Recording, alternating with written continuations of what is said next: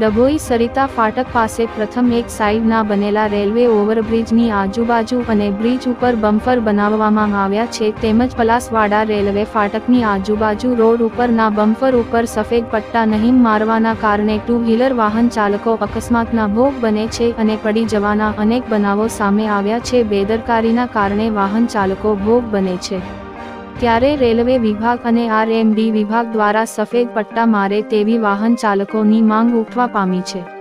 Dabhoi Sarita railway ફાટક ખાતે પ્રથમ બનેલા ઓવરબ્રિજ માર્ગ પર ઠેર ઠેર બમ્પર બનાવવામાં આવ્યા છે, પરંતુ તેની ઉપર કલરના સફેદ પટ્ટા નહીં મારવાને કારણે ટુ વ્હીલર વાહનોના અકસ્માત થતા હોય છે અને પડી જવાના બનાવો પણ બનતા હોય છે. તેમજ તેની સાથે સાથે પલાસવાડા રેલવે ફાટકના આજુબાજુ પણ સફેદ પટ્ટા મારવામાં આવ્યા નથી. બમ્પર ઉપર ટુ વ્હીલર વાહન ચાલકો પણ અકસ્માતના ભોગ બની રહ્યા છે, તેમજ રોડ પરથી પસાર થતા વાહન ચાલકો પણ ત્રાહિમામ પોકારી ઉઠ્યા છે, ત્યારે નાના મોટા વાહનોના અકસ્માત પણ બનતા હોવાનું જાણવા મળે છે.